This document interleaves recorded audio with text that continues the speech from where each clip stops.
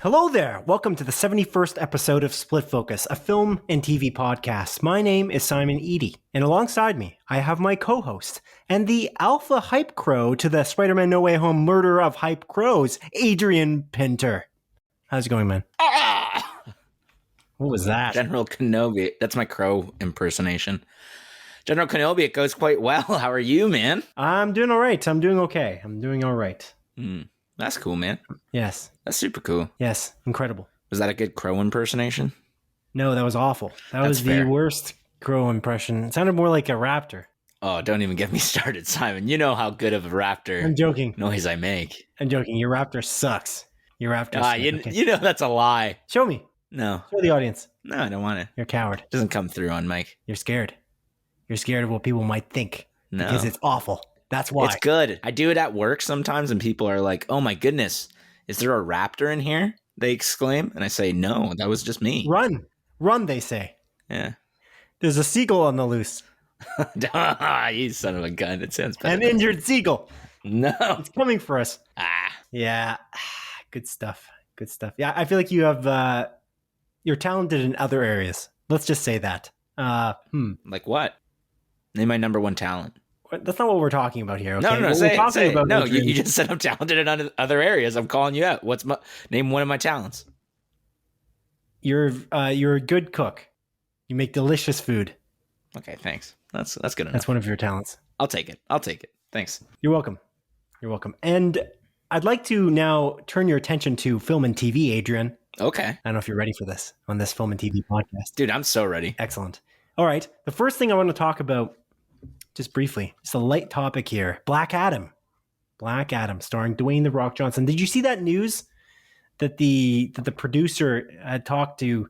It wasn't a very, I don't know what CBR.com is or how good CBR.com is as a reputable source, but apparently the producer, Hiram Garcia, talked to CBR.com. Did you hear what he said to them about Black Adam? No, I did not, Simon. CBR isn't, I feel like that's one of those like comic book movie news websites, but maybe not. Yeah, but if the producer is like quoted, IGN, which is a regularly pretty reputable, they quoted CBR. So I guess they trusted that was a real interview between the producer and CBR.com. Okay. So, okay. That's where I actually read it. I don't frequent CBR.com, but regardless, I don't want to throw shade at CBR.com. The point is, he said that Black Adam is edgy. It's meant to be edgy, and it's going to, try to creep to the edges of what a PG-13 movie can be. In fact, this is exactly what he said. He said, Black Adam is edgy, right? He said, that's going to be a PG-13 movie where it was very much like, say, The Dark Knight, where they pushed the edges of PG-13. I think we do that very much with Black Adam. We have a very high kill count in our movie, he said. Oh, nothing says edgy like a high kill count, Simon, because that's what made the Dark Knight movie really good, is all those people that died. Right, that's not what he's saying in this case. I don't think he's connecting the two. I'm just being a little kidder. But I don't know, that's cool, I guess. I hate it when people are like, I don't know, they call themselves edgy or call the thing that they're making edgy. It just makes me, I don't know, it makes me cringe a bit. I just find it really weird. It is weird. Yeah. Yeah. It's strange. And he's also saying the character, like he's calling I think he's referring to the character itself as edgy, right? Like he's asking CBR.com, like Black Adam is edgy, right? Like, I don't know. Well, like, shouldn't you know this? I was like one of the producers. Well, he does know it. He's saying, I'm asking you to confirm that you also agree with me. Oh. But I don't know, like, is that something to really advertise and be proud of? I like the idea that it's going to be like Black Adam wrecking shit up. That is something that I'm excited for. Me too. I love it when people die in movies. I don't necessarily like that. I like it when it serves the plot and it makes sense. Mm-hmm. But that's all you have to say. I mean, yeah, again, like I like the idea as well. We talked about this multiple times, how like I really hope, or we both hope that it is just like, yeah, Black Adam just like messing stuff up. And, you know, it's like, what is it called? The Guardians of the Globe, or what are they called? Guardians? The Justice Society of America. Guardians of the Globe is from Invincible, sorry. The Justice Society of America. Well, we were connecting the two. Yeah. Slightly. We thought it was kind of... If they do something like Invincible, I would really like that as well.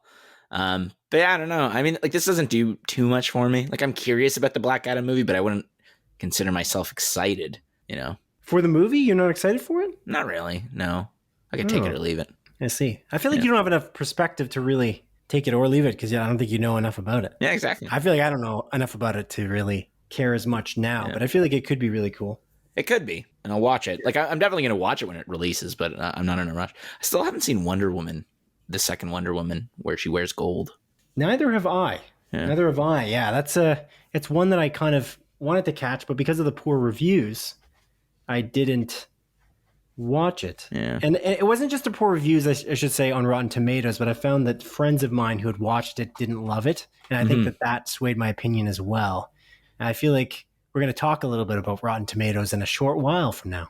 Yeah. And its influence on a particular movie that just came out. So that's exciting. But yes, before we do that, I also want to talk a little bit as a follow-up on the whole Rust situation with Helena Hutchins, who passed away because Alec Baldwin had a not known to him loaded gun that he shot at her while they were filming that movie, that Western Rust, which is a great tragedy, honestly. And there was more that came out about it. And I don't know if you saw this, Adrian, because this is kind of ridiculous of what happened recently, in my opinion, anyway. Yeah, I read into it a bit. It's a very interesting thing. I don't know, like, it makes me very curious. It's kind of, I don't know. Yeah, this is a very odd situation if you want to just kind of elaborate on it, Simon. Yeah, for sure. So initially, David Halls, who's the assistant director for that project, the director was also shot. If you're not familiar with the story, I think everybody is who's kind of tracking film and TV to some extent. But Helena Hutchins was shot with a gun that Alec Baldwin was pointing towards her and Joel Souza, who was right behind her. And so there somehow was a live round, an actual bullet in the gun. It fired through Helena Hutchins' stomach, or her chest, and went into Joel Souza, who was right directly behind her. Joel Souza was okay, but he went to the hospital with wounds, and Helena Hutchins unfortunately passed away. But before this all happened, Baldwin obviously had to get the gun from somewhere. David Halls apparently handed him the gun, and he yelled, or somebody yelled, that it was a cold gun on set. Cold meaning that it wouldn't have any live rounds, of course, like no bullets, obviously, but also wouldn't have any blanks either. That was the idea. But now, and the armorer's name is Hannah Gutierrez Reed. We didn't really talk about her very much on the previous episodes in which we talked about this. But she was in charge of specifically making sure that there were either blanks or not blanks in the gun. Live rounds, actual bullets, are not supposed to be found on set in any capacity, anytime on any set. That's a great breach of safety, obviously. So that's a big no-no. And I feel like that's obvious. But there was rumors that they were like, I don't know. They were like shooting pop cans and stuff, weren't they? Like, weren't they like actually putting real bullets? Yeah. Exactly. They were shooting pop cans off the lot, basically off the set, which is crazy. So some of the crew and cast, I don't know about the cast, but some of the crew, apparently that's a rumor that was happening. So maybe that's how the live rounds got in there. But the armorer obviously is going to come under fire in this case, because she apparently, she's supposed to check the gun every time it goes out and things like that. And she's the one who makes sure that the rounds are in the gun, etc. Yeah. But she initially said, I have no idea how any live rounds could be ended up on set. It was a mystery. That was initially what her lawyer had said on behalf of her. David Halls, the assistant director, who apparently Hannah Gutierrez Reed handed the gun off to, said, I have no idea how that happened as well. And he had no idea that there were live rounds in the gun. But now recently she kind of made another statement to try and clarify things, which I don't think it clarified that much, but maybe it did. And so her lawyers put out this statement saying this, quote, Hannah Gutierrez Reed would like to add a few points to the continuing narrative on the tragic events surrounding the shooting on the Rust set. First, Hannah was incredibly safety conscious and took her job very seriously from the moment she started on October 4th. She did firearms training for the actors, as well as Mr. Baldwin. She fought for more training days, and she regularly emphasized to never point a firearm at a person. Never in a million years did Hannah think that live rounds could have been in the dummy round box. Who put those in there, and why, is the central question. Hannah kept guns locked up, including throughout lunch on the day in question, and she instructed her department to watch the cart containing the guns when she was pulled away for her other duties or on a lunch break. Hannah did everything in her power to ensure a safe set. She inspected the rounds that she loaded into the firearms that day. She always inspected the rounds. She did check the firearm again right before handing the firearm to Mr. Halls by spinning the cylinder and showing him all of the rounds and then handing him the firearm. No one could have anticipated or thought that someone would introduce live rounds into this set, unquote. The source for that was Deadline, which is pretty reputable as a source in contrast to CBR potentially. Again, I don't have that much perspective on CBR.com. But anyway, that's besides the point. What is going on here?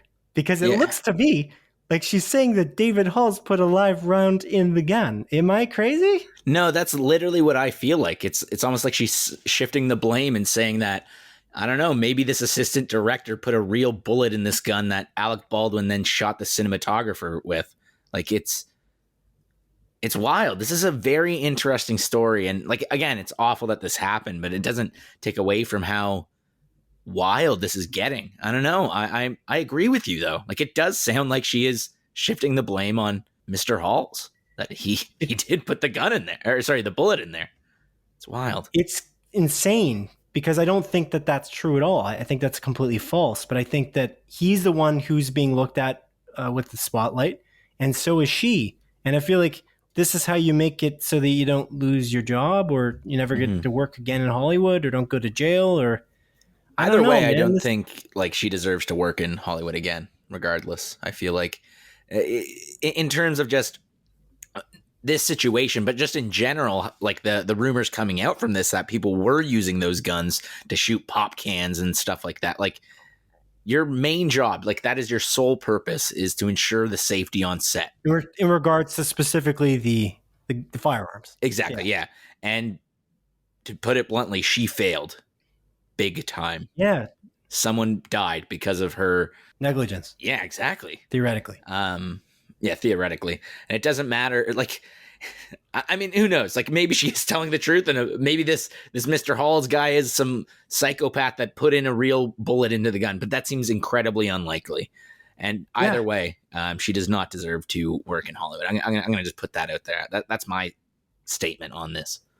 Yeah, like, I just find this really brazen, and I don't know. I would say unprofessional, but this is like, these are trying times for this cast and crew, I feel like. So I don't know. These are unprecedented times, but I don't understand why a lawyer would even agree to put out this statement. It just seems so egregious. Like, it seems, it's not outrageous.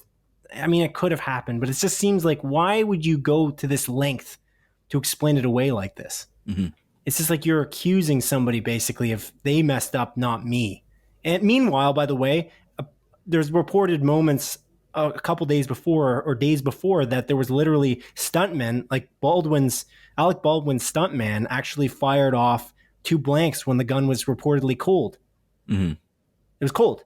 The weirdest thing, though, in regards to this, though, is that apparently she showed him that there's literally blanks in the gun. He hands Alec Baldwin a gun with blanks during a rehearsal. So she checked it in front of him, according to her. She hands him the gun, and then he or somebody else says it's a cold gun, which means there's no blanks in it. Like, what? That also doesn't make any sense. And he didn't think, I don't think he even thought that it wasn't a cold gun based on his initial statement.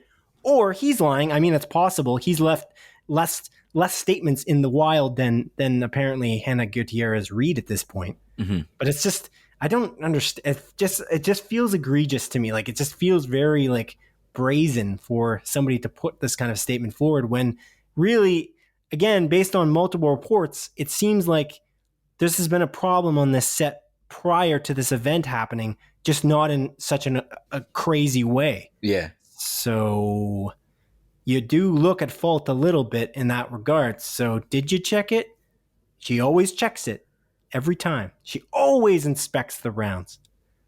She checked it right before handing it to Mr. Halls by spinning the cylinder and showing him all of the rounds and then handing him the firearm. Mm-hmm. Come on. Yeah, it's unfortunate because like there's no way of knowing if that's true or not. It's a very much like a he said she said situation. David Halls can deny this fairly easily, probably. Or maybe he does agree with it and says like, yeah, she did. Who knows? I don't know. But yeah, just the idea that like someone also yelled that it's a cold gun, whether it was David Halls or some random person, it just, yeah, something doesn't add up here. And again, it's a tragedy that could have been easily avoided. And I think a lot of this comes down to just negligence on not only like Hannah Gutierrez Reed's part, but I think multiple people. Yeah, for sure. It's awful. I would also like to point out, and this is a thing that I find when people don't have a very good argument or they fail to make good arguments, which is weird because this is said by a lawyer. Mm-hmm. But never in a million years did Hannah think that live rounds could have been in the dummy round box. Well, okay, they're in the dummy round box, but I thought you checked the gun every time. Mm-hmm. So which one is it? Did you check the gun? Because you put them in there, right? Yeah. You did it. So what do you mean the dummy round box? David Halls didn't go back into the box and add more bullets. Is that what the claim is? Because this is really muddled based on this. I'm thinking she's saying that there was live, somehow there were bullets in the dummy round box, which is crazy. But then she always checks it, but then she didn't check it correctly? Yeah, I don't know. Again, like making it's almost a contradiction of their own argument, which I find a little ridiculous. The other thing about this too, just to like play both sides of this because we want to be fair, David Halls apparently there was also rumors that on a previous set he was awful in terms of safety. People hated him in that regard. Oh, okay. So that's another thing too. So yeah. Who knows? Who knows what exactly happened? But I just was so surprised to read this. I was shocked. That's what I would say. It's a doozy. Yeah. Anyway. I mean, I'm curious to see how this is going to continue like developing as time goes on, because I think I'm sure there'll be more and more updates as the weeks progress. And yeah, for sure. I feel like we'll continue updating it here because I'm very intrigued about this. Yeah, I thought we weren't going to talk about it again. I thought it was over for a little while until somebody made a statement like from the actual investigations team, as opposed to a statement coming out from somebody who's directly involved, which just tried to seem to like just lay blame on someone else. Which is just, again, didn't see that coming. But yeah, we'll talk about it every time it potentially comes up in a big way. Okay. Yeah. So, Adrian, what did you watch this week? What have you been watching, film and TV wise? Ooh. Anything exciting? Yeah, Simon. I know there's one thing you at least watched that we both did. Yeah. I watched a few things. So I'm still watching You. I'm on the last 2 episodes of season 3, so I'm just gonna wait until I finish the show completely, and then. Yeah, you. Yeah. And then follow up next week. I'm really liking it, though. But the other thing I watched, other thing of 2 things I watched, is the Netflix original movie, The Harder They Fall. Ooh. And I believe you watched this as well, because it's in the notes. I sure did. And Simon, what did you think of this movie? I absolutely adore this movie. Me too. It's a masterpiece, in my opinion. I think Jeymes Samuel, the director and the writer, I think he just did a phenomenal job. That's what I think. And you just said you loved it as well. Yeah. I think it's the best thing I watched this week. Oh, I think so too. Yeah, this movie's really awesome. It's a Western movie that follows like mostly black protagonists. And like these like, couple of gangs like facing off against each other. And it is, goddamn, this is a wild ride. A Wild West ride, some would say. Ooh, wow. Ooh, yeah, thank you. I'm here all week. But yeah, this movie's a ton of fun. It's a Netflix original movie. It's available, I think, in all regions on Netflix. And, it's about 2 hours long. And it's a Western movie. Follows mostly black protagonists. The movie kind of starts off with a, young man that... like a little boy that sees his like parents get murdered from this guy. And I guess, dedicates his life to, finding this guy again. Starts off with a bang. Starts off with a couple bangs, arguably. Yeah, literally. And yeah, man, this movie's nuts. I think the performances from literally everyone on the cast is stellar. Idris Elba being that guy, I don't know. Whenever he's on screen, I just can't take my eyes off that guy. He's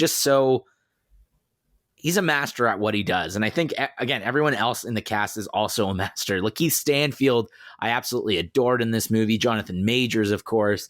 Zazie Beetz. Like, this cast was phenomenal. And the where the story goes is, I don't want to say predictable, but it's a classic sort of Western revenge story.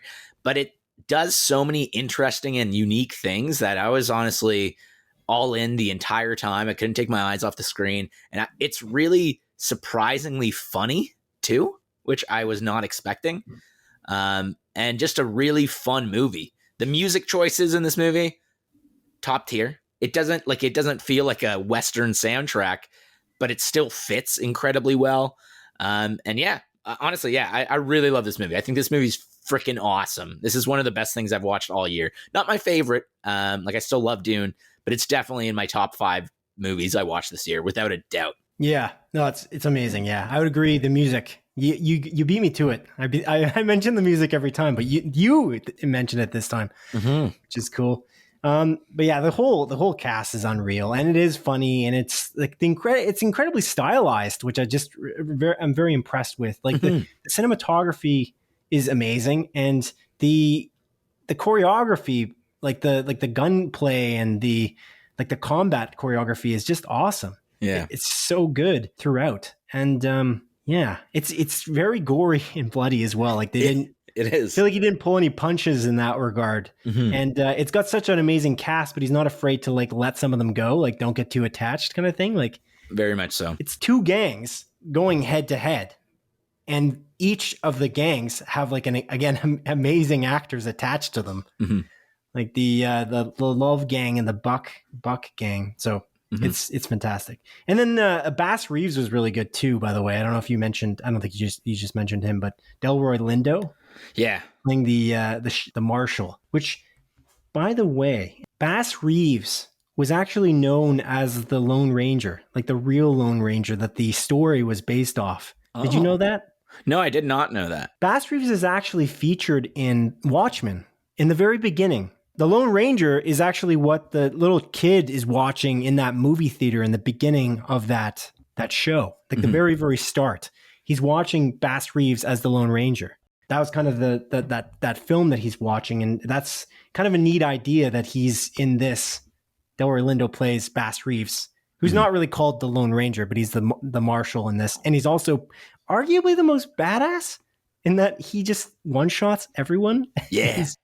He's just extremely effective. He's like an older guy compared to like Jonathan Majors as an example, but he's destroying everybody. So I think that's awesome. And, yeah, it's so casual, like him walking through the town, like closer to the end of the movie, and literally just like boom. It's like the most badass. And it's not like he's walking undercover. He's just walking in the middle of the road, just taking people out. And I'm like, this is so cool. Like, I think the best way to define this movie is, you said that this is a very stylized movie, and I agree with you. It's just such a cool movie. Everyone is so cool. Like, you're looking at all these characters, I'm like, these guys are so badass and awesome, and I just adored watching them. But yeah.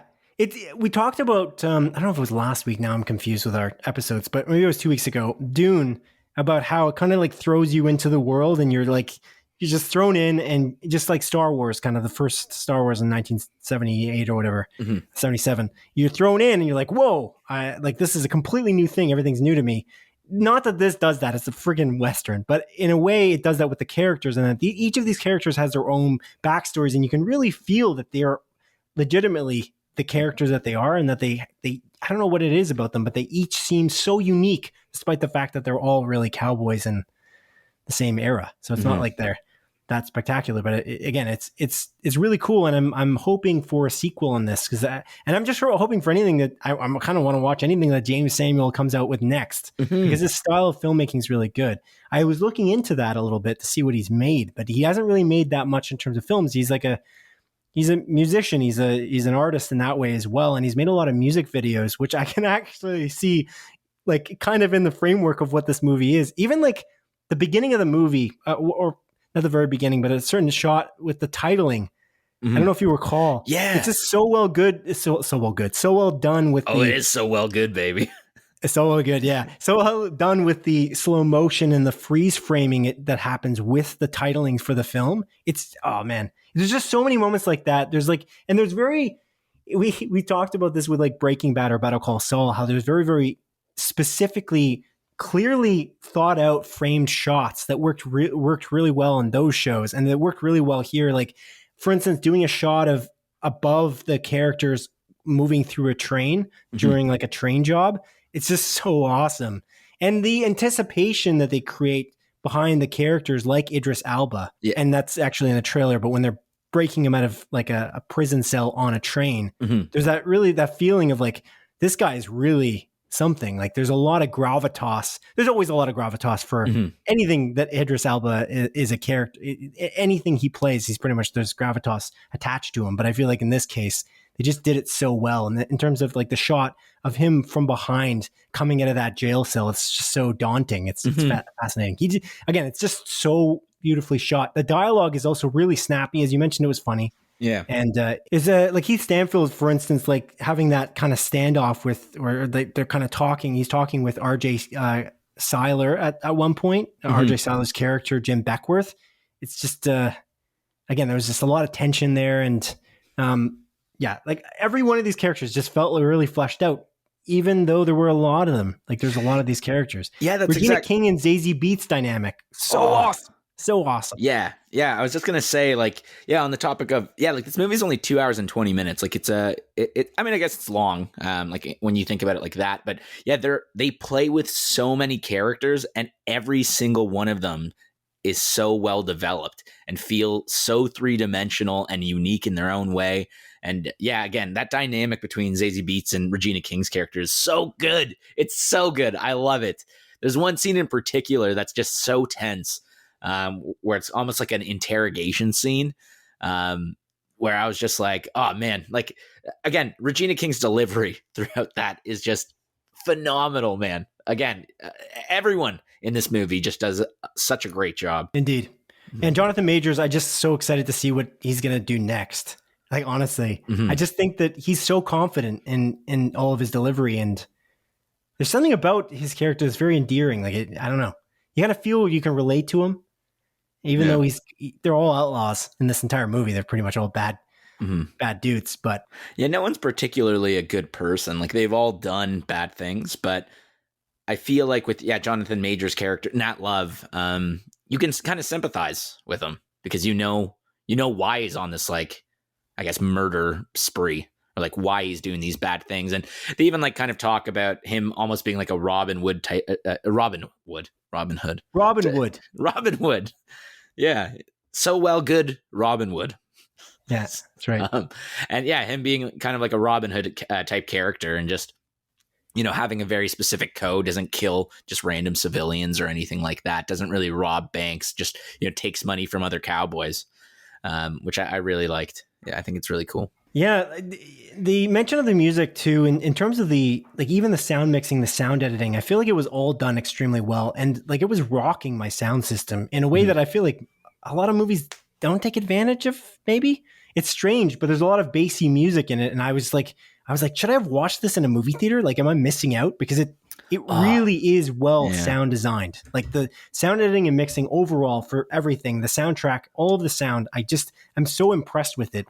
And there's just moments with the soundtrack kicks in with like really bassy drum beats. And I'm like, wow, I'm in it. I'm in this. As they're like riding across the plains, and they've got like a rap song on with like really bassy music. Oh man, it's so good. It's so good.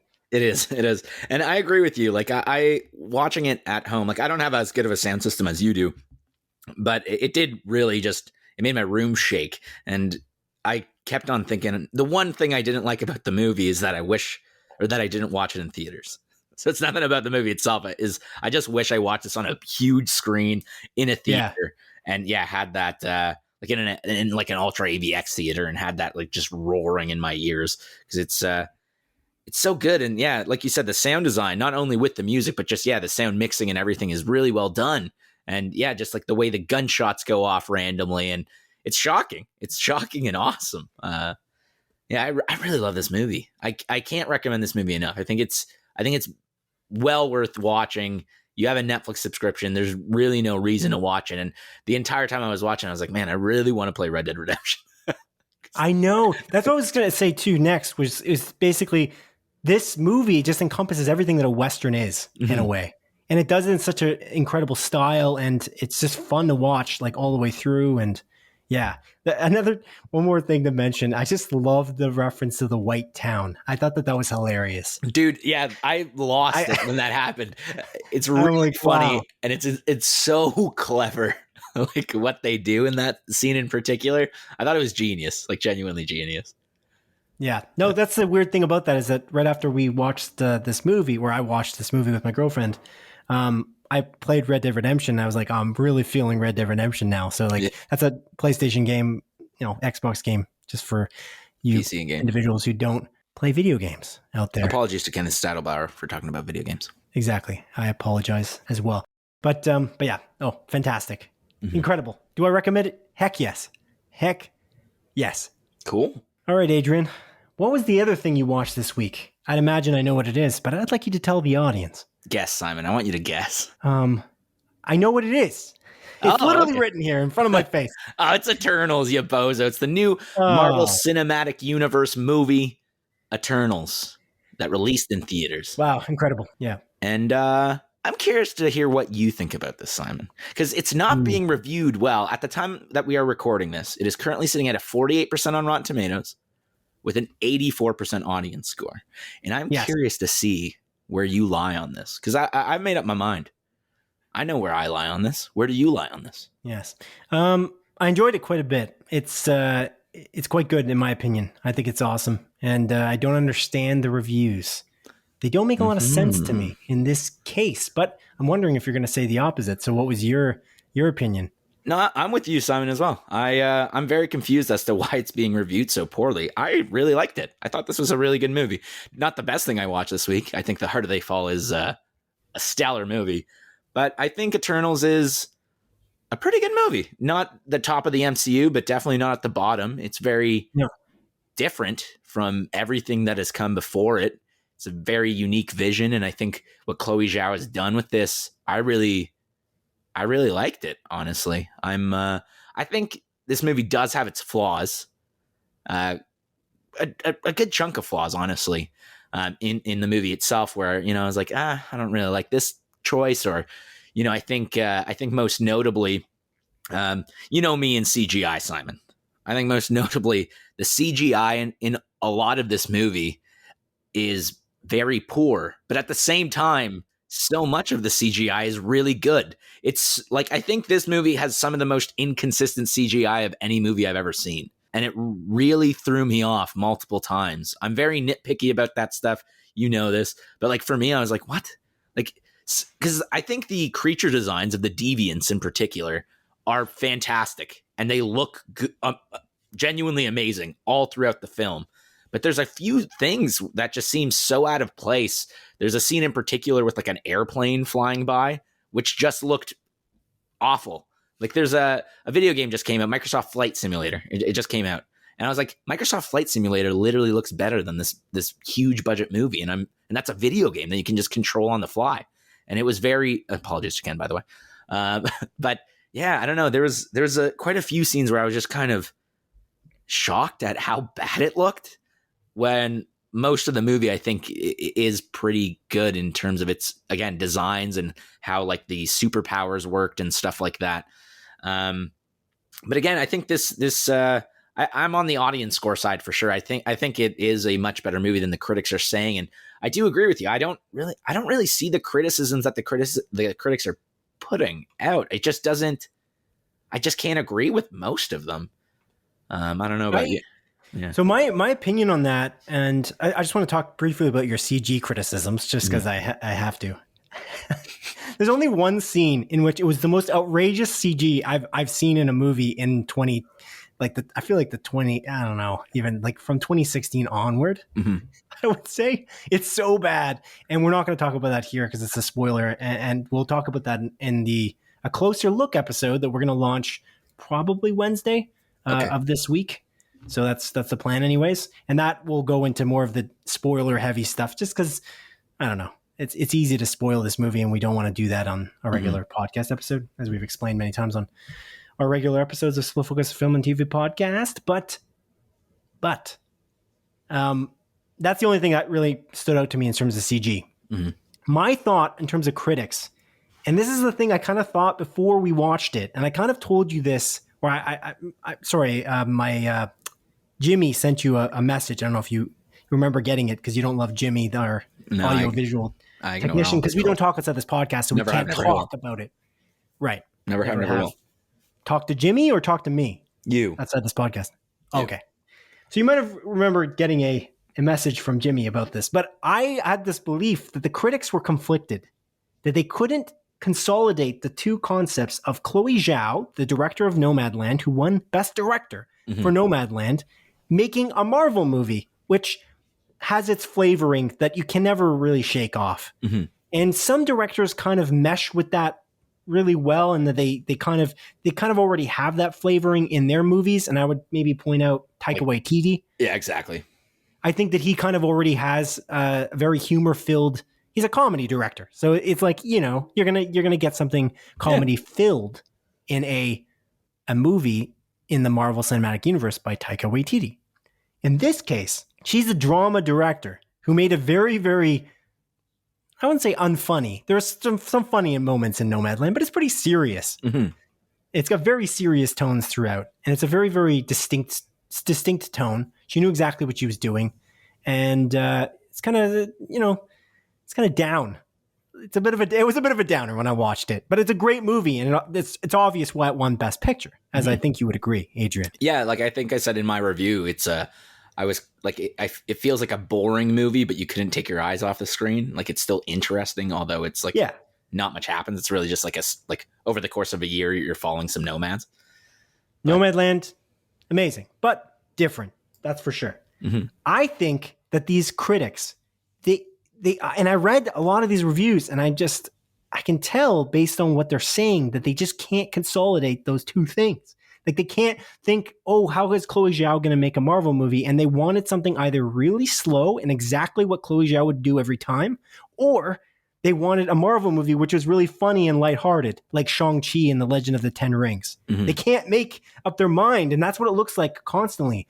It's like, it's so weird. I think even Rotten Tomatoes, they posted, based on the reviews that they had, I wonder if I can find that real quick. But if I recall, they said that Chloe Zhao was hampered. Her style was, that's the words they used. Her style was hampered by the confines of the Marvel Cinematic Universe formula, which I just don't agree. I don't really agree. I think she just made the movie she wanted to make, but she made it she did make it in the confines of the Marvel Cinematic Universe, of course. I still think that she got to choose a lot of what this movie was, and it's a fairly unique movie within the MCU, I think.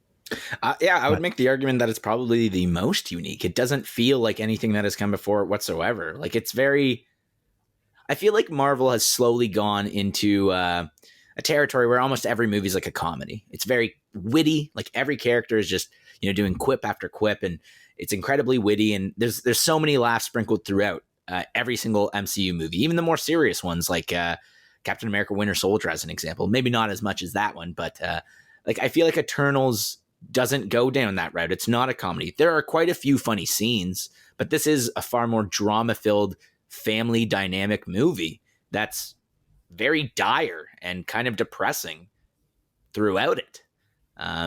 Like, even like if we're comparing Endgame, which is an incredibly dire situation, Endgame's still absolutely hilarious. You know, you have Paul Rudd in the movie, like, making jokes left, right, and center and everything like that. You don't really have this in this movie. Like, other than, I guess, Kumail Nanjiani, who is his character's quite funny. And I mean, he just, you know, bleeds charisma on screen, but this movie isn't that.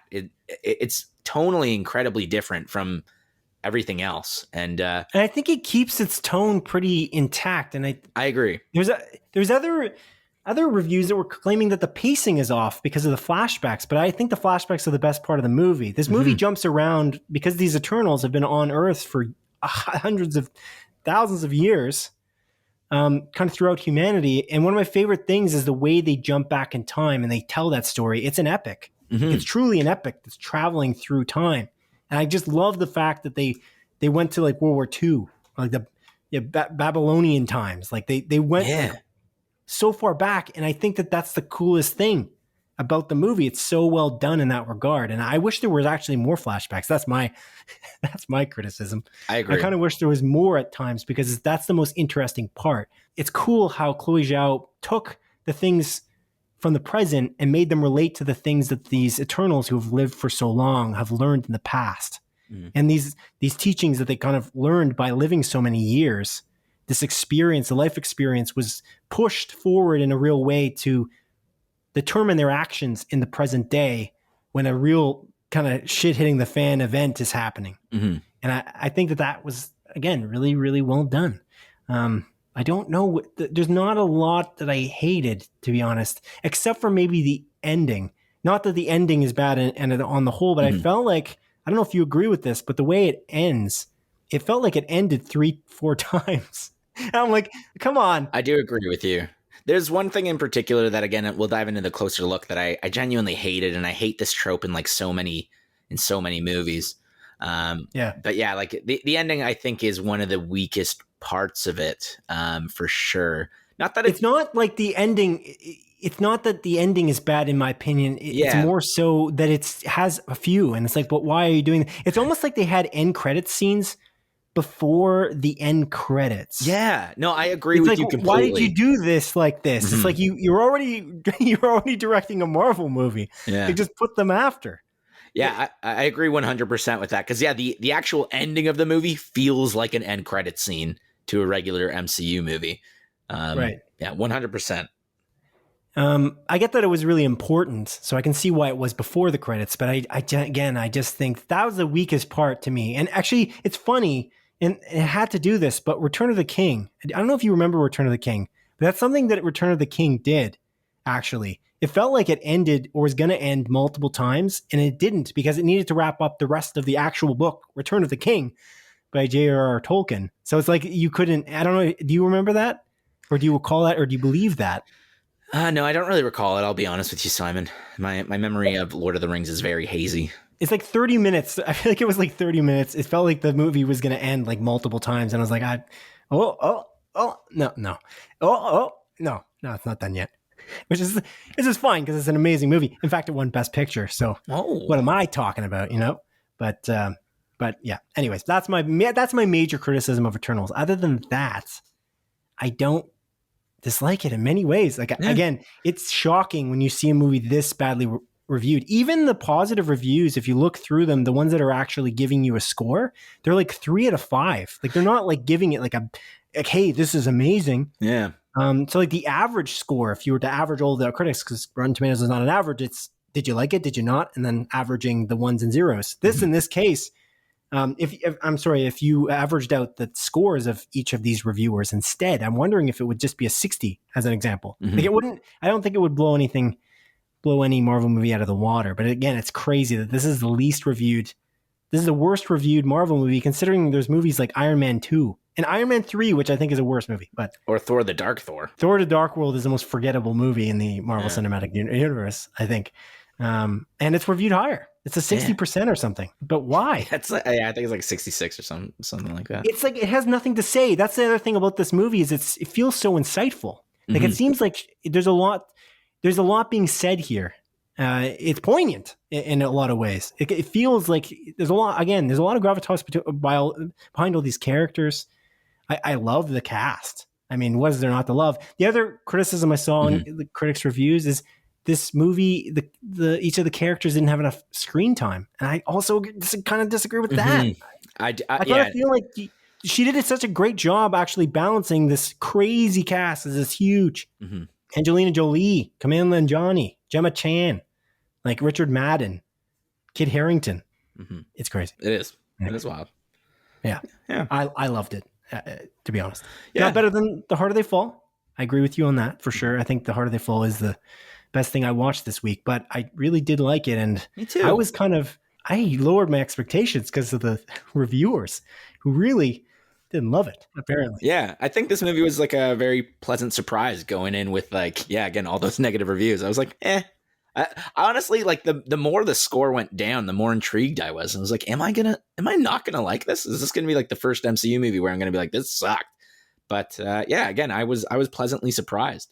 And it's kind of funny though, like in my theater, I went with a couple of buddies of mine. One that's not really into the MCU movies. He just wanted to like come along and watch it. He thought like after the movie, he's like, yeah, it's fine. And he's like, he could have taken it or leave it. And then one of my other buddies, Josh, who is really into like the MCU, he also really liked it. However, there were people behind us in the theater that like as soon as the movie ended, they're like, well, that was a waste of 2 hours of my life. And then like stood up and like just left the theater. And I was like, oh, okay. So I guess even in my theater, like some people didn't like it, but yeah. It's interesting. It's a 2.5 hour movie. Mm-hmm. Like it's not short at all. That's the other thing that's different. Like there's not many 2.5 hour movies in the Marvel Cinematic Universe, except for I think this is the longest one, excluding Infinity War and Endgame, right? If I recall correctly. Yeah, I think so. I don't want to say yes or no. There's so many of them. I have to go through each of them. It seems to right. find that.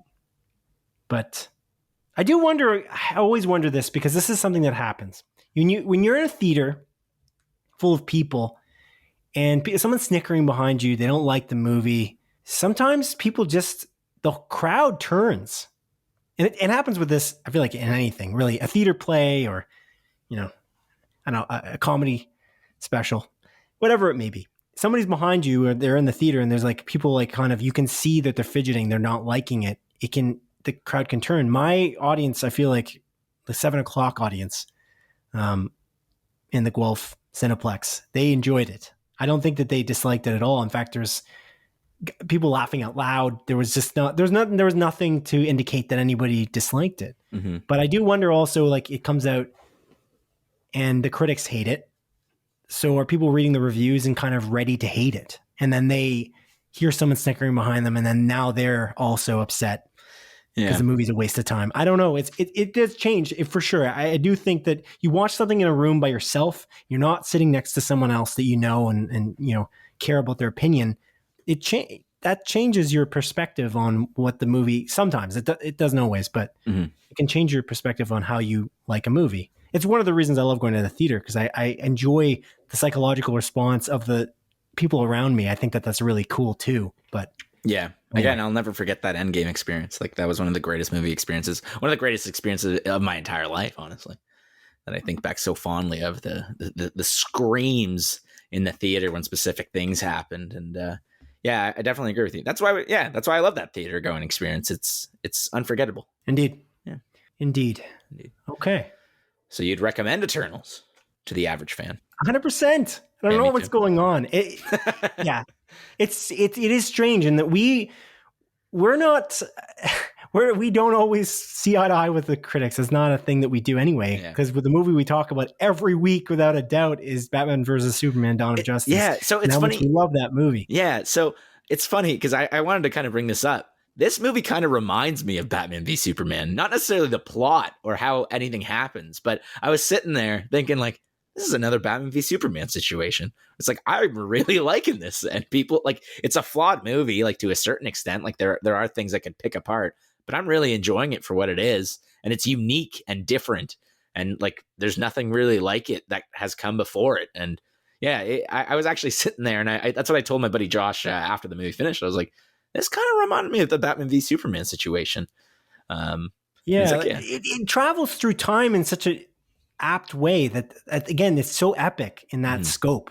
That's what's so amazing about it. And if I didn't, hit this point home, I feel like the other thing is people want a Marvel Cinematic Universe formula movie. This is what the thing that they want is. That's what they wanted for Batman versus Superman, because how many damn Marvel movies came out before that? And there wasn't really that many DC movies being released. So they wanted that, and that was ingrained in their mind that the skeleton that a good superhero movie was Iron Man and Black Panther. That's what Black Panther came out after. But regardless, there were many movies that followed that formula prior. And so that's kind of what people were looking for. I feel like that's, again, what critics were looking for, and it biased their opinion because they had seen those movies and they couldn't accept something that was different. People have issues with change. They just can't, in their mind, they couldn't change the concept of what Chloe Zhao usually makes, and they couldn't change the concept of what I'm expecting a Marvel Cinematic Universe movie to be, especially when they just saw Shang-Chi and the Legend of the Ten Rings. I went through some of the critics' reviews. The people who liked Shang-Chi disliked Eternals. I was like, okay. One of them is not really original. It's not unoriginal. It does shake up the Marvel Cinematic Universe. Shang-Chi and the Legend of the Ten Rings does. Yeah, I love Shang-Chi. It's awesome, but it doesn't, again, it's not shaking it up enough that it's really changing anything. Like Thor Ragnarok shakes it up, but it's a comedy, so you can kind of really feel the Marvel in it. And it's similar with Spider-Man. The two Spider-Man movies are both kind of comedies too. They're very, very light. But then when it comes to like darker movies, I don't know. Well, actually, Winter Soldier is a good outlier, to be honest. But yeah, I don't know. But actually, Black Widow, I feel like doesn't follow the Marvel Cinematic Universe formula, and it's not exactly. It kind of does because it's just like, hey, you're fighting a person that fights exactly like you, sort of thing. You're right. Actually, it's funny. It is similar in that regard, and it's kind of going back in time to do it's not really an origin film, but it almost is. And it's funny. It's like, do you have to do an origin film now? Yeah. But yeah, I can see that a little bit. But anyways, this one really shakes it up, as you just pointed out. And that's the trick. So that's why, again, people don't love it. I think that's why it is a Batman versus Superman situation, because that movie does not follow any formula. It's doing its own thing. Zack Snyder decided to do his own movie, not Man of Steel again, which is arguably the Marvel Cinematic Universe formula. That is literally that formula.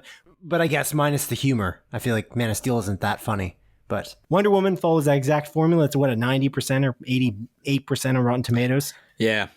I don't know. So again, that's kind of where it's at in my mind, is why critics didn't like it. But hard to know. It's very strange to me. I liked it enough that I almost want to go see it again, because I thought it was epic. And there's things I missed, I feel like, in it that I think there's so many little details that she threw in that I feel like she just did such a good job pulling, again, many timelines together and many characters together into this team, and making me feel for every one of the characters in this team, to the point where I thought about them afterwards. I was like, wow, that character played by, I was going to say that Don Lee. Oh, wow. You're trying to guess who I'm thinking. No, the actress who I've only ever seen in The Walking Dead. Lauren, it's Lauren something. She plays Makari.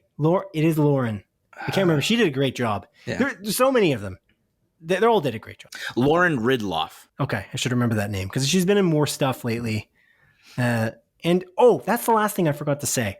The idea of this too, and the way that it was done in terms of diversity, was so seamless, and it just felt like it was handled so perfectly and so wholesomely. They didn't point out the fact that it was extremely diverse. Really, they just did it, and I really appreciate when movies do this. And it's the most diverse Marvel film that there is. There isn't a more diverse one, I don't think. I doubt there could possibly be. And it's done so masterfully, and without batting an eye. This is how it should be. What do you mean? Yeah, I agree with you. Yeah, I guess on the topic of diversity, it does it very well and very nonchalantly. I remember, I think, it was with Endgame when the Russo brothers were like, oh, we're going to feature the first gay Marvel character. And it was literally one of the Russo brothers cameoing at some event, some blip, Alcoholics Anonymous type sort of situation. And then be like, oh yeah, I lost my husband or something along those lines. And I was like, why are you even highlighting this as a fact? It's just so pointless. It could be in the movie, but why market it before the movie? Exactly. And that was the problem with it. I like that it was in the movie. Don't not put it in. Oh yeah. Yeah. Sorry. It seemed like such a okay, well, why are you telling everyone in articles about how you're so proud of this moment? And it's it doesn't matter.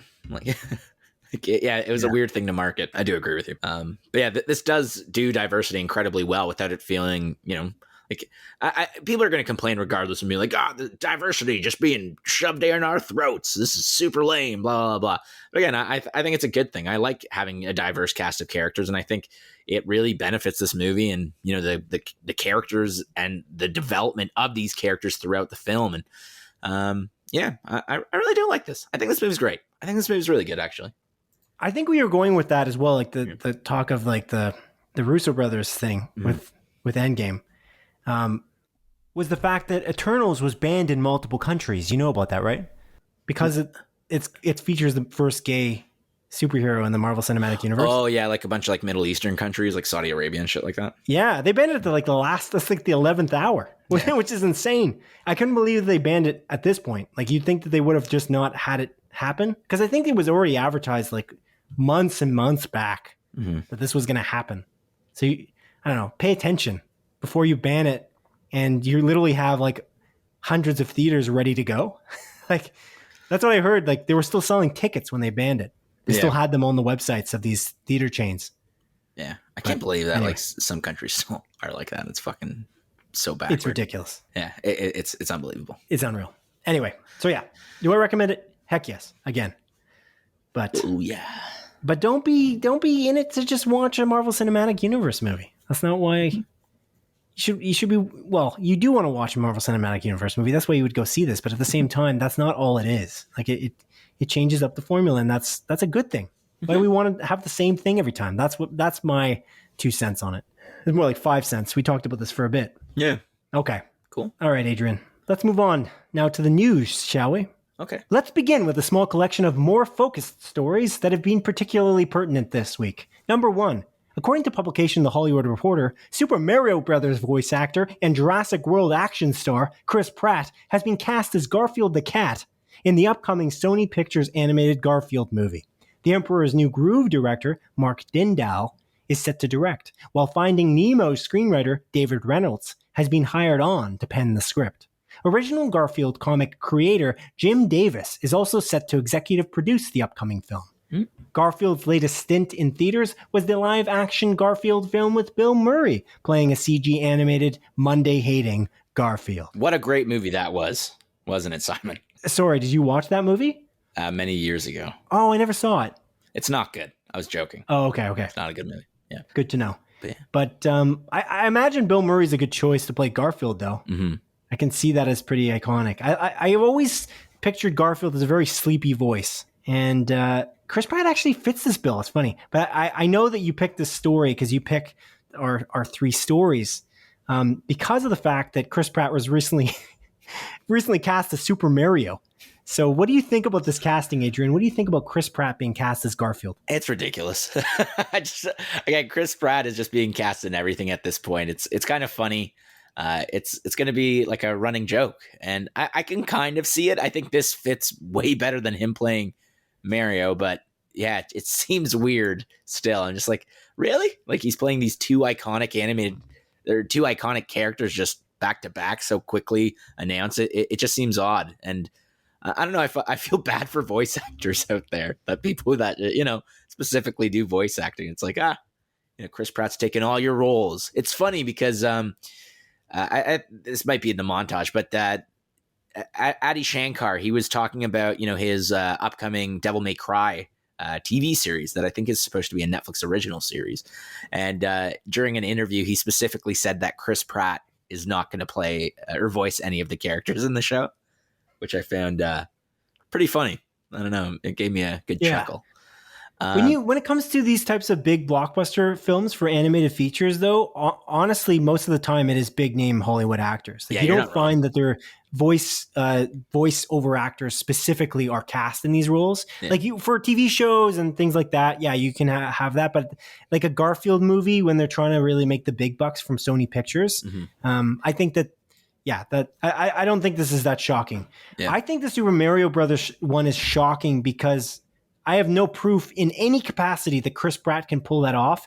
And if he doesn't sound like Super Mario from the games in which he's voiced in, like, how many games? Like tens of games at this point? Like tens of millions of games. It was like 20 games? How many games have we got? Probably. There's a lot of games. Probably 8,000 games.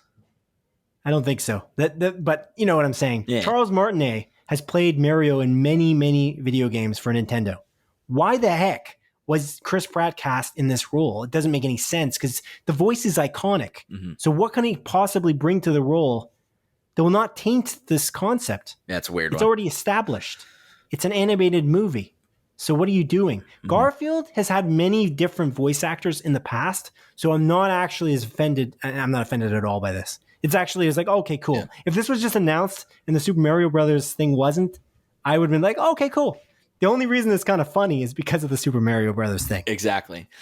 And honestly, I have more faith in this Garfield movie than the like Super Mario movie, like 100%. Not only because, for sure, like I don't really like whatever Illumination. Like I don't really like Illumination. I don't like their animation style. Who's making the Super Mario Brothers movie? Oh yeah, exactly. Yeah. Whereas Sony Pictures has released two of my favorite animated movies in recent memory with Mitchell's versus the Machines and then also Into the Spider-Verse.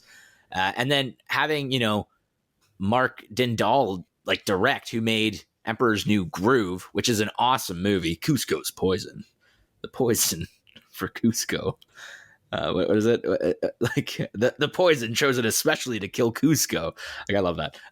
That movie's amazing. And again, having, you know, finding Nemo's screenwriter, David Reynolds, write the movie like this. He also collaborated on The Emperor's New Groove, actually. Ooh, he worked with him. They're awesome. Reuniting for this movie. That's very exciting. And yeah, I'm actually intrigued by this one. I think this one actually has a very good shot of being a great movie. The creatives on this are going to be are solid. That's the beauty of it. Mm-hmm. Whereas the Super Mario Brothers one, the people who even like the casting people, the people who are in charge of the casting director, mm-hmm. Are you good? Like, why would you cast this guy and then cast Charles Martinet in another support role? In a cameo. It's nonsense. So they have like an all-star cast. Such a crazy cast in the Super Mario Brothers movie. Crazy. I'm so interested to find out. I'm almost happy that it exists because I'm just so curious. If it's not a dumpster fire, why is that? Because Illumination, as you pointed out, hasn't made any amazing movie, and the cards are stacked against them right now. They stacked them against themselves. They did this to themselves. So, like, imagine it was Pixar. If it was Pixar making the Super Mario Brothers movie and Chris Pratt was cast, I'd be like, okay, it's Pixar. Yeah. I can't imagine. Like, it's like people were like shocked when Heath Ledger was cast as the Joker. Mm-hmm. They're like, that's not going to be good. How can this guy who's in like Casanova in the Knight's Tale, how can he be our Joker? Oh, it's awful. It's going to be terrible. And then Christopher Nolan and Heath Ledger just completely defied all expectations. Mm-hmm. Will Illumination do this? You know what, Simon? I believe they will. I think Illumination Studios is on the same level of any movie Christopher Nolan has come out with, and Chris Pratt is a better actor than Heath Ledger ever was. So yeah, I think they will. Guess we'll find out when that cookie crumbles. Yeah, I'm being totally facetious. I just want to clarify. I do not believe that. I think we got it from the way you talked before, but okay, cool. I appreciate your clarification. No worries. Alrighty. Number 2. As Publication Deadline reports, Jojo Rabbit director Taika Waititi has been chosen to direct the film adaptation of author Alejandro Jodorowsky's graphic novel, The Incal. The Incal was written by Jodorowsky in the 1970s with art drawn by French artist Mobius. The movie will be produced by comic book publisher Humanoids and will feature a script by Taika Waititi and his longtime collaborator Jermaine Clements, who worked with Waititi on the quirky comedy What We Do in the Shadows, among other projects.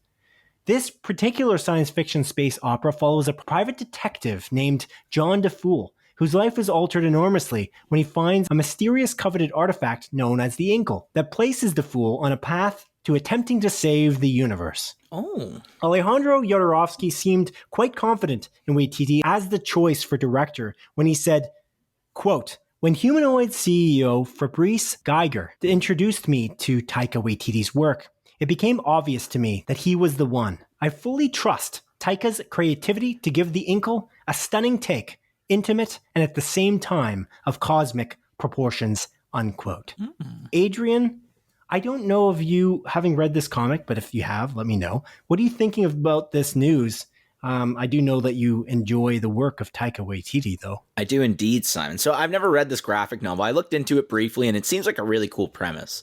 And I'm actually curious about maybe picking this up and like giving it a read through. But again, we'll see if I ever get there. But the reason why I wanted to choose this story is because I love the idea that Taika Waititi and Jermaine Clements are coming back together. I think they're awesome, and What We Do in the Shadows is one of my favorite comedies of all time. I think it's just a brilliant movie that is just so incredibly hilarious. And, you know, if they can make a amazing thing like that, and they made a bunch of other stuff together as well.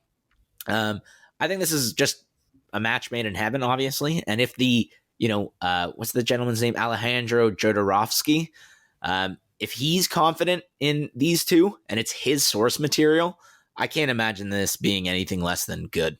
Indeed. Yeah. Indeed. Jodorowsky has got quite the history, and he's a pretty famous fellow. The Incal is actually known in some circles as the best comic to ever exist. Are you serious? Uh-uh. Or best science fiction comic to ever exist, I should say. It's very well regarded. And interestingly, the Jodorowsky, just because we've talked about this recently, there's a movie called Jodorowsky's Dune. And in this movie, it's a documentary. My brother pointed it out many, many weeks ago on a write-in he did for us. You can, by the way, audience, you can write into us at splitfocuspodcast@gmail.com. But when he wrote into us, he talked about Jodorowsky's Dune, I believe. And that's like a documentary that talks about how Jodorowsky, who's got a pretty singular vision, how he would have made the movie. And you can watch this, I believe, on Amazon Prime Video if you wanted to watch this documentary. Okay. The movie never got made. Like, it's not a movie that actually, like, the documentary got made, but the actual movie, Jodorowsky's Dune, the actual Dune movie that he would have wanted to make, never got made. And then I believe it was after Jodorowsky's ideas for Dune kind of solidified that he decided to get into making this comic. And then him and Mobius, basically, he wrote it and Mobius drew it. The vampire played by Jared Leto? No, it's a French artist. Oh, okay. But hilarious, because that new trailer, I know you loved that new Mobius trailer. I did not. It doesn't look good. I have no interest. Like, I'm going to watch Morbius, but that trailer did not do anything for me. I just don't care. I don't even really like Jared Leto all that much. Like, I don't know. He doesn't do anything for me. I like him. He's really good in everything he's in, for me. Yeah. I think he's great. But I think it's just that separating the art from the artist, because I think about like what he did on the set of Blade Runner 2049, where he just pretended to be blind the entire time. And it's just like why do people do shit like that? Or him like sending freaking rats in boxes or used condoms and stuff, like all those stories. It's method. It's method, Adrian. It's stupid. That's like no.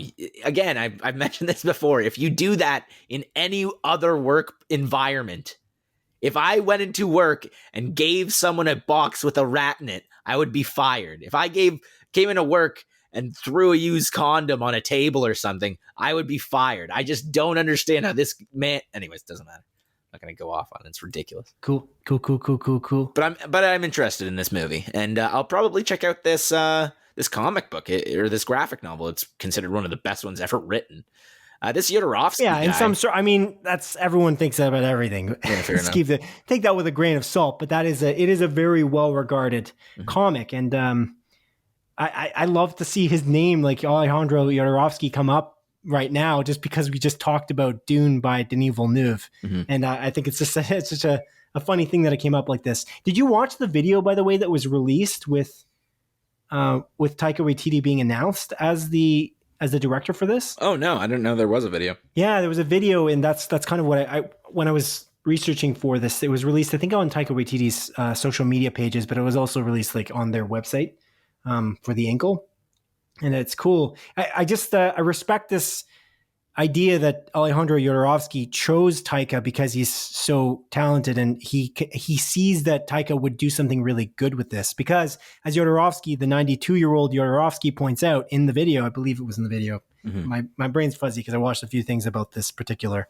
subject matter, but he was stating that he would have just done it himself if he could have. He's 92 now, and so he had to find the right director who was going to do justice to this incredible work. So I really appreciate that concept that he handpicked him, and they did a video to to show that. And that's why I'm confident this is going to be really good, because the comic is extremely well regarded. It's Jodorowsky, who's quite well regarded, and it's Taika Waititi, who's well regarded by Jodorowsky and by me, because I really do like Waititi's work. And Jermaine Clements, I agree with you. I really love What We Do in the Shadows. So I think that whole combination of things, I'm on board, baby. I'm on board. Oh, all aboard, baby. Okay. Number 3, as publication Variety reports, Tiger King star Carole Baskin is suing Netflix and production company Royal Good Productions over the continued use of footage of her and her husband, Howard Baskin, for season 2 of Tiger King. Carole Baskin is claiming that the initial signed appearance release forms only accounted for the first season and did not include any subsequent series. Therefore, within the confines of the lawsuit, the Baskins want all footage of them removed from the impending November 17th premiere of the Encore Tiger King sequel. The suit claims, quote, understanding that the appearance releases limited Royal Good Productions' use of the footage of the Baskins and Big Cat Rescue to the single initial documentary motion picture, the Baskins believed that any sequel, though odious, would not include any of their footage, unquote. It's a doozy of a quote. The Baskins were quite outspoken regarding their disdain for Netflix's first Tiger King season due to the way that they were portrayed, with Carole Baskin recently calling the series a, quote, reality show dumpster fire, unquote, during an interview with Variety. Adrian, what are you thinking about this drama? She killed her husband, right? I knew you picked the story so you would say that. I literally said this to Dawn, my girlfriend, when I was like, he picked the Carole Baskin suing Netflix story, and I feel like the one thing that he's going to say is that Carole Baskin killed her husband, like right away, as soon as we go into this. And you did it without fail. You know me well, my friend. You know me quite well. You like that season, right? That first season of Tiger King. It's a wild story. Yeah.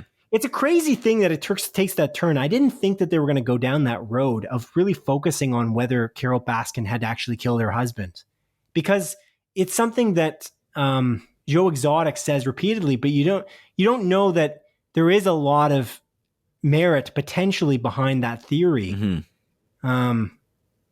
It's interesting. Did you watch the trailer for Tiger King 2 that's coming out on November 17th of this year? Yeah, I don't recall it. It came out back during Netflix Day, right? Whenever that was called. I don't know. No, there was a more recent one. Oh, I don't know if I saw the more recent one. Maybe it did. Time is moving funny for me, but there was a recent one, and it's interesting because it looks like they're actually going to clear her name. Oh, okay. Yeah, it looks like they went into detail and tried to find out more about the situation. It looked actually on the perspective of trying to be unbiased. I don't know if that's going to be the case when the actual thing comes out. Trailers kind of deceive. But to me, it looked like that. That's the funny thing. Oh. So the question of whether Carole Baskin had killed her previous husband, not Howard Baskin. Yeah. A different person. That seems to be a question that they're still questioning. They're still trying to answer. So that's going to be cool. I'm very interested to see this. I'm definitely excited for this, but I just can't imagine, and this is the thing that I'm worried about this, I can't imagine this is going to be as good as the first season. Yeah. So like one thing that's a little bit of a red flag for me about this is that I assumed that they went out and recorded a bunch more stuff for this season, but from like her statement, they didn't even talk to her about the second season. They're just going to use existing footage that they recorded for the first season. So that kind of is of her. Yeah. Of her, but this isn't really all about her though. I know, but that alone is a little bit just disappointing in my personal opinion. They can't film her. She hates this. She hates Tiger King, Murder, Madness, and Mayhem so much. She would not allow them even close to Big Cat Rescue. So that didn't surprise me. They filmed other stuff. That's why I said, did you watch the trailer too? Because there is also other footage in there, just not of her as much. Yeah. They're going to touch on that, and I'm sure there's going to be a little bit of footage of her, but that's not really what they're doing. I think they're going a different direction, but they're also going to investigate in a foreign country potentially what might have happened. Because apparently Baskin's past husband flew away in a plane. That's what she claimed. In a private plane, if I recall. Right? Something like that. I don't recall. That? It's been a while. But he went to another country, and the question is where did he land? Where did he go? Because we don't know where he went. He never came back. So that's what they go. They apparently send. They go to the country he's supposed to be in. I think they try and investigate it there. Oh, okay. So that's cool. I think they might feature some footage of her, but I think they're also talking about her, and I think that's why the suit exists too. I wouldn't, unless you heard. I thought you were going to tell me that they explicitly didn't film any other footage for this. Oh no, I was mostly like, just talking about in regards to her. Oh yeah, that's not so. I mean, she's a central part of that story for the first season, but I don't imagine that she's going to be as central in this one, except for the fact that now we know that they're investigating the disappearance even further. So I don't know. Yeah, we'll see. But yeah, I do agree with you. I don't know if this can live up to the hype of that first season. And honestly, I feel like there is no hype behind this. Like, I feel like no one's really talking about it coming out. So I'm curious once it drops, like how people will receive this. Because like I'm interested in this, but I don't think I'm going to watch it like day one. Maybe I will if I have the time. But yeah, we will. I've been watching and I haven't finished it, so I didn't want to really talk about it. We've been watching. We just started getting to true crime again, and we watched Murder Among the Mormons, and we watched the first 2 episodes of a 3-episode series. Oh, it's like a documentary series. It's really quite interesting too. On Netflix? Wow. Yeah, okay. It's on Netflix. Maybe I'll check it out. I wouldn't. Again, my recommendation to you, if you want to watch something true crime, watch The Jinx. That's on Crave. Oh yeah, okay, yeah, that's what I thought. It's an HBO show initially. That's unbelievable. That story is just crazy. That story is unreal, and it's 6 episodes there. But the Murder Among the Mormons is actually quite good. Again, my girlfriend and I, we really took a liking to true crime stuff. I kind of feel like I got a kick out of the fact that they kind of make fun of that in Only Murders in the Building. Yeah, I agree with you.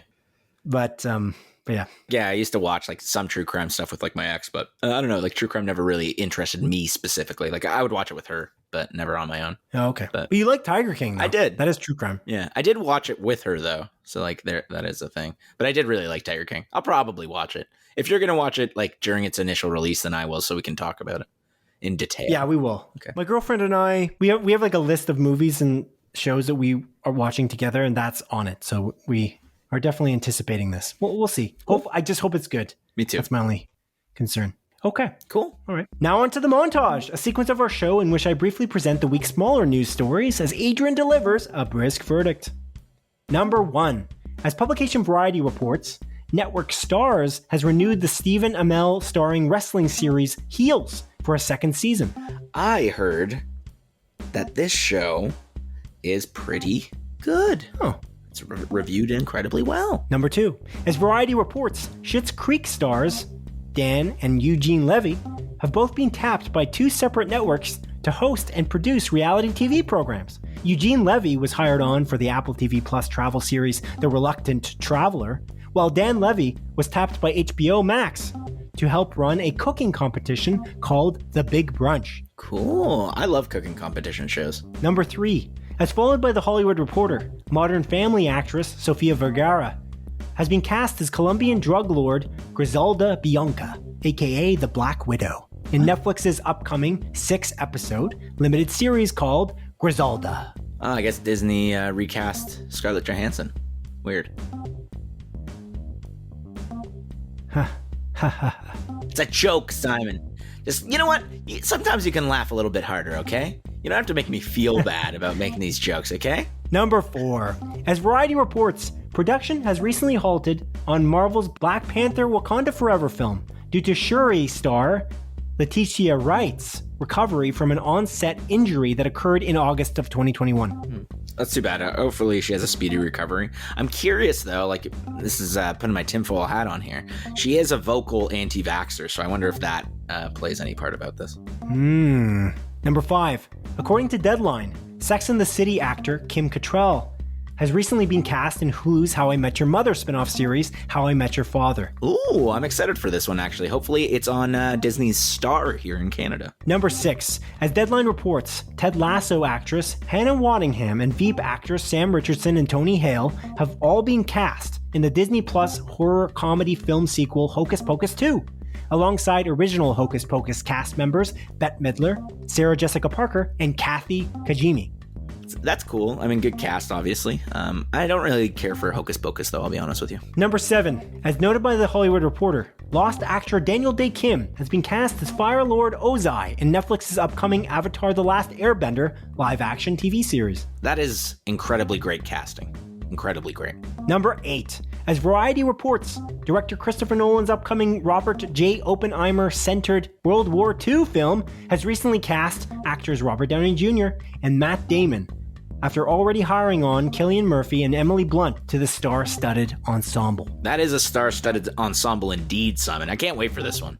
I love Christopher Nolan. Number 9. As followed by Variety, Wonder Woman actress Gal Gadot has been cast as the Evil Queen alongside West Side Story actress Rachel Zegler's Snow White in Disney's upcoming live-action, Mark Webb-directed Snow White film. Simon, how can they cast someone that's not white to play Snow White? That's ridiculous. I'm kidding, by the way. There was controversy back in the day. We talked about this, you know. Yes. We're both on the side. I'm cool with Rachel Zegler being Snow White, is all I'm saying. It's a joke. Number 10.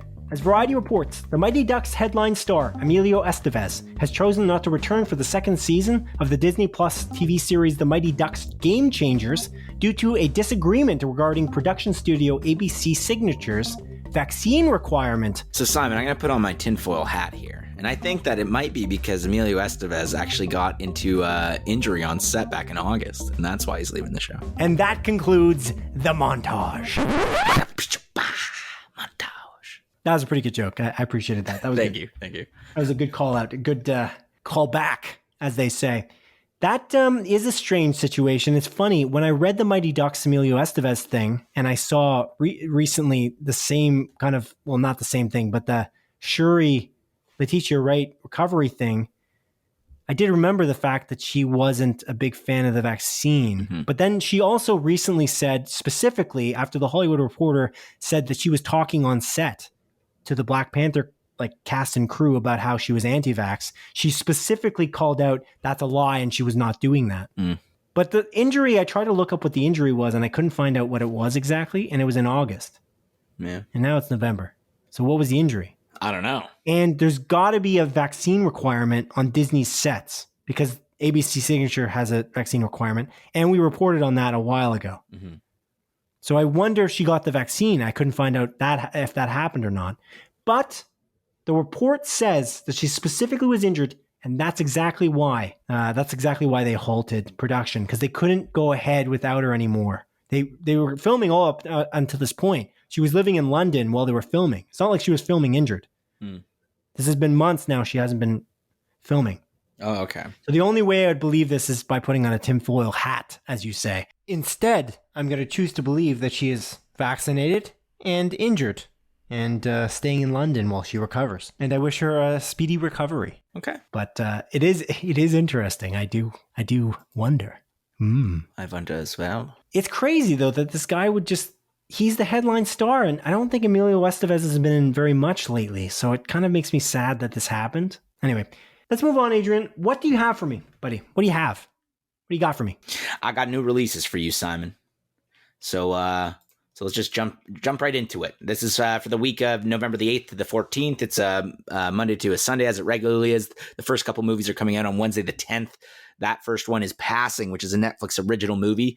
1920s New York is the scene, Simon, and we're following two black women. However, one is passing as a white person. This movie has Tessa Thompson and Ruth Negga in it, I believe. Ooh. Yeah. Next up is Clifford the Big Red Dog. This is coming to theaters. It's kind of odd because it's a Wednesday, but honestly, doesn't look too bad. I'm interested in this one. Indeed. Will I watch it? Probably not, but maybe. Next up is Thursday the 11th of November. It's a movie called Seven Prisoners. This is a Netflix original movie, and it's about a teen that is trying to escape from the grasp of a human trafficker, but can he live by his moral code while he tries to do it? ? Oh, no. I don't know. And then next up is Friday the 12th. There's a few movies coming out that day. The first one is Red Notice. This is a Netflix original movie, which is like a spy movie. Looks quite fun. Stars The Rock, Gal Gadot, and Ryan Reynolds. Yes. Yeah. And then we have Home Sweet Home Alone, which is Disney Plus original movie. This is Home Alone, but slightly more British because it stars that kid from Jojo Rabbit. Yeah, it looks like an okay cast. Yeah. But So I feel like it's a pretty good cast, but yeah, I think it looks good. It's funny. I don't know. I just feel like you can never live up to what the Macaulay Culkin Home Alones are. yeah. So I don't know that you can really ever make it good. Because there was a bunch of, I don't know if you recall this, but there was a bunch of Home Alone, not really reboots. I don't know how they were connected though, but they were like sequels. Yeah. They were like after the Macaulay Culkin ones. Yeah.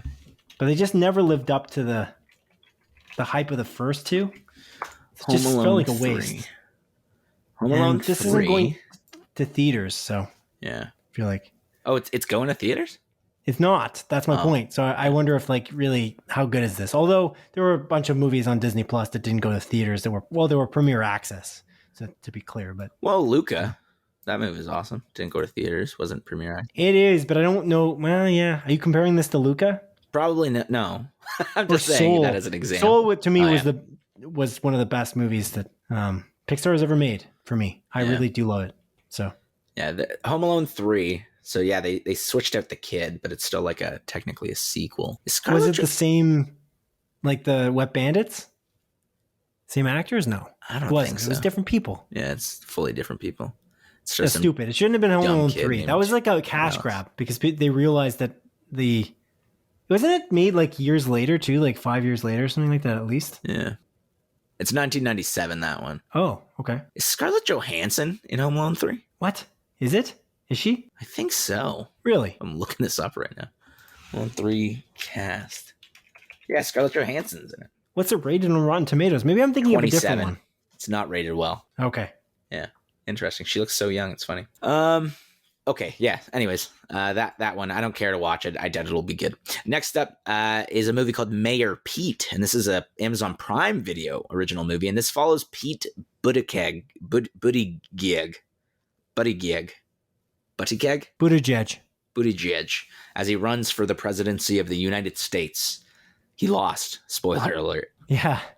Weird. I didn't know they were making a movie about this. Yeah, me neither. Next up is Apex. This is confirmed by Movie Insider and the Apple TV app. This is a video on demand movie. And this is Bruce Willis. And he's just, this movie is Bruce Willis. Let's just say that. I'll leave it at that. I don't know if you see the trailer. It's just Bruce Willis killing people that are trying to kill him. It's like the most dangerous game, but Bruce Willis is the most dangerous, Simon. Okay. Yeah. Next up is The Accursed. This is confirmed by Movie Insider and the Apple TV app. This is a video on demand movie, and it's about a family curse that comes back to haunt a woman after 20 years of trying to suppress it. The curse. No. The curse. Double Walker is up next. This is confirmed by Movie Insider and the Apple TV app. This is a video on demand movie. And so a girl dies on Christmas Day in a small town. And that same night, another girl moves into that town. The plot twist, that new girl is actually the ghost of the girl that just died. And she came back to solve her murder. Are you spoiling this movie right now? No, that's the premise of the movie. That was from the write-up. Okay. Just making sure. Maybe I did. Maybe the write-up literally spoils it, but that's literally well, that's their fault. That's their fault. I'm just making sure that the fault is not in Split Focus of Film and TV Podcasts corner. That's all I'm doing. I'm checking us. Yeah. Checking us at the door. Check it at the door, Simon. Check it at the door. We don't spoil things here, Adrian. We don't spoil things. We're careful. I spoil everything. You ready? I'm going to spoil something. No, you're not. Rise of Skywalker, bad movie. So it's not a spoiler. That's a spoiler. Should be common knowledge. Although, no, actually, no, it's not common knowledge. Palpatine came back somehow, by the way. It's like 80%. It's like 80% of Rotten Tomatoes in terms of audience score. So audience loves it. The audience loves Rise of Skywalker. What the fuck is wrong with people? What is wrong with people? Anyway, I don't care. This is ridiculous. Absolutely ridiculous. So that's Double Walker. Soulmates is up next, and this is confirmed by the most reliable source on the internet, m.the-numbers.com and the Apple TV app. This is a video on demand movie, and it's a girl that gets jealous of her friend finding love and tries to ruin her relationship. Oh, dear. It's probably more nuanced than that, but that's what I picked up on it. And then the second to last movie is a movie called Love is Love is Love. It's confirmed by Movie Insider, the most reliable source on the internet, m.the-numbers.com, and the trailer. It's coming to theaters, but it's not coming to any theaters near us. It's not on Cineplex's website, from what I could tell. But maybe it's going to like Apollo or something. I never checked that. Let me check. Love is Love. Showtimes. Do we see any showtimes near us? Nope. Nothing near us. Anyways, and the final movie coming out this week is a movie called Belfast, and this is confirmed by Cineplex, the application that's coming to theaters. This actually looks pretty great. I really like the trailer. This is directed by Kenneth Branagh. Yeah, it stars Jamie Dornan. Mm-hmm. It looks good for sure. It's in black and white, which is quite neat. And it looks like it does something tricky with color as well. Like it does some tricky visual effects. I probably won't like it because I don't like black and white movies, like you've mentioned before. I'm just kidding. I do like some of them. Which one? The Lighthouse. Oh, you got me. Yeah.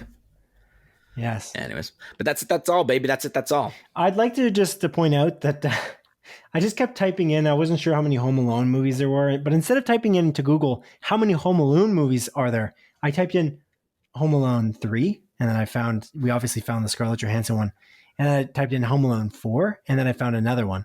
And they're always got the same pose with their face, with their hands up to their face and they're like shocked.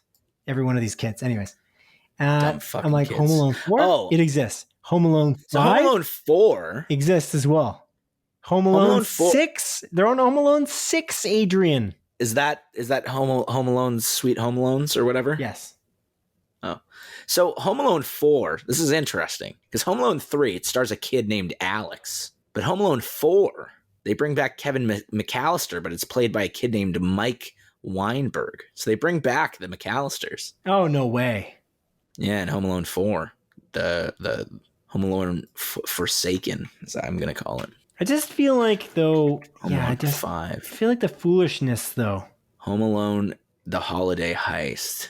Finn and his sister, Alexis, that's the 5th one, are paranoid after a friend tells them that their house is haunted. They get a bigger shot when a group of thieves come in. So at least they got rid of Kevin McAllister, not again in the 5th one. Now it's Finn Baxter. Why did they do this so much? I don't know. This is so weird. It's so strange. It's weird, actually. The Home Alone 1 is a 66% of Rotten Tomatoes. It's actually not that well regarded, especially compared to how much I love it. Home Alone 2, it's a good movie. Lost in New York, is 34% on Rotten Tomatoes. That one's pretty good. It stars America's favorite president, Donald Trump, as well. Yeah, incredible. But it's directed by Chris Columbus, who directed, I think, the first 2 Harry Potter movies. And the music, by the way, I didn't realize this, for Home Alone 1 and 2, is by John Williams. Oh, that's wild. I know. It's pretty crazy. They're both good. They're classics, those movies. Those are Christmas movies. They're great. And that's why they're releasing this Home Alone 6. Adrian, Home Alone 6 during, just in the gearing up for Christmas season time. Yeah, cool. But yeah, I don't know if this is going to be bad necessarily, but I don't know that it's going to be good. That's what I'm going to say. That's what I'm going to say. Fair Not enough. like Eternals was good. Rotten Tomatoes was wrong. Okay? Rotten Tomatoes was wrong about Home Alone 1 and 2 and about Eternals. Yeah. But not about... Yeah, I agree. Not about The Harder They Fall, which is an incredible movie, both critically and by you and I. Which is arguably the most important review. Yeah. Anyway, Anyway, on the same page. Adrian, somebody wrote into us this week. I don't know if you know that, but let's reach into that mailbag for a moment here, shall we? We ask our listeners to write into us with comments, questions, and corrections by way of Twitter or by email to splitfocuspodcast@gmail.com. And Marta Pinter, your mom, wrote into us, and she said, "Hi, Simon and Adrian." It's kind of rude, Adrian, that you would say hello. Hi. Your own mom. Hello, Anyu. What? I just said hello, mother. Oh, I didn't hear them. I said Anyu. Anyu is like mom in Hungarian. Oh, okay, cool. I'm speaking in my native tongue, Simon. I understand. All right. Hungarian was my first language, fun fact. She continued. She didn't just say hi. She said, "What are some of your worst firsts?" Oh. Keep up the great work, guys. You're awesome. You're eternal fan, Marta Pinter. Adrian, you're awesome what too. are some of your worst firsts? So I got a couple that like pop in the top of my head. The first one I'll keep movie related. The first Suicide Squad movie. That was one of my worst firsts. Oh, wow. Yeah. That movie sucked. So that's one of them. I'm sure you agree with that. Yes. And the other one is the first time I went to Osmo's, which is like a shawarma place. Awful experience. It was atrocious shawarma. I like got the wrap. My girlfriend at the time actually, her parents owned a shawarma shop that I used to always go to. But like I went out one night and it was late, so I was like, I need shawarma. I'm like, I love shawarma, so I went to Osmo's. Not good. Not good that first time. And I literally vetoed Osmos for like 3 years, 4 years, maybe 3 years. And then I get it once in a while, but I don't get the wraps because that's what I got. I got the shawarma wraps. If I get it, I usually just get like chicken on the sticks or chicken on the rocks, which is just the chicken shawarma on fries or rice covered in the garlic sauce and hot sauce. Right. Yeah. And those are the two worst firsts that popped in my head. How about you, Simon Eady? I don't know. I think it's funny. I'm going to do a food one too, actually, in that I had sushi for the first time. And I was told that the easiest way to ease into eating sushi by the person that took me to sushi was to eat, or that I think I went with a group of friends in high school. And they claimed that the easiest way to ease into it would be to have a California roll. That's like a gateway drug to the sushi world, the sushi verse. It is. It's cooked crab, some avocado, some cucumber, rice, and seaweed. The California roll, Adrian, I discovered had fish eggs in it. And I think fish eggs are revolting. And I don't like fish eggs. Really? And I would never eat them again. And I thought that all sushi would have fish eggs in them at that point.